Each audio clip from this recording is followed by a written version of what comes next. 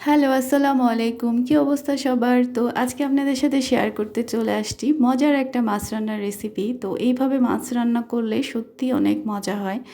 যারা মাছ খান না, এইভাবে মাছ রান্না করলে তারাও খাবেন ইনশাল্লাহ। তো আজকের মাছ রান্না করার জন্য আমি নিয়ে নিছি ৬ টুকরা রুই মাছ। তো প্রথমে মাছগুলোকে আমি হলুদের গুঁড়া, মরিচের গুঁড়া আর লবণ দিয়ে ভাজার জন্য মেখে নিব।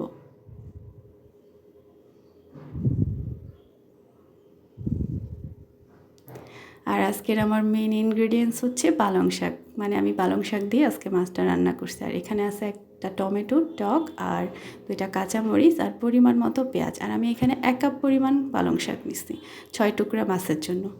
তো মাছগুলো প্রথমে ভেজে নেব। আর আরেকটা চুলায় আমি পাতিলে শাকগুলো সিদ্ধ করতে বসাই দেব। আর এটা সিদ্ধ করে ব্লেন্ড করলে ভালো। তো আমার এরকম সিদ্ধ হয়ে গেলে আমি এটাকে ঠান্ডা করে ব্লেন্ড করে নেব। এখন আমি চুলাতে কড়াই বসাই, তেল দিয়ে দিলাম, এখানে সব পরিমাণ মতো পেঁয়াজগুলো দিয়ে দিছি। তো পেঁয়াজটা একটু ভাজা ভাজা হয়ে গেলে আমি প্রথমে পানি দিব, তারপর বাকি সব মশলাগুলো পরিমাণ মতো অ্যাড করব। তো প্রথমে দিয়ে দিছি জিরা বাটা, রসুন বাটা, মরিচের গুঁড়া, হলুদের গুঁড়া, সব মাছ অনুযায়ী পরিমাণ মতো দিছি। আপনারা মাছ বেশি নিলে সেই ক্ষেত্রে বাড়ায় কমায় দিবেন। আর এই যে এখন এখানে দিয়ে দিলাম পালং শাকের গ্রেভিটা, আর একটু পানি দিলাম, লবণ দিলাম পরিমাণ মতো। এখন এটাকে একটু কষাবো। তো এরকম হয়ে গেলে এখন আমি মাছগুলো দিয়ে দিলাম। তো মাছগুলো দিয়ে এখন আবার একটু ভালো মতো এটাকে কষাইতে হবে।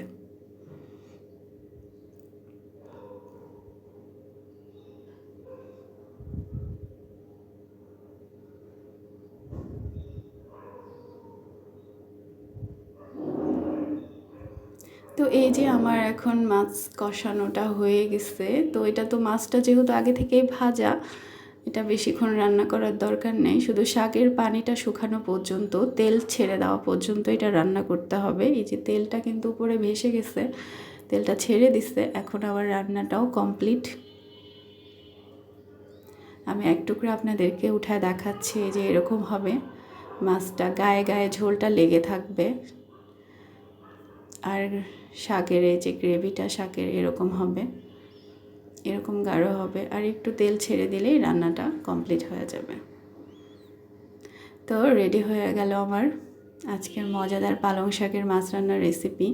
তো সত্যি এভাবে মাছ রান্না করলে অনেক মজা হয়, আমার কাছে তো অনেক ভালো লাগে। আর আপনাদের কাছে আজকে আমার রান্নার ভিডিওটা, আমার রেসিপিটা কেমন লাগলো অবশ্যই লাইক কমেন্ট শেয়ার করে জানাবেন।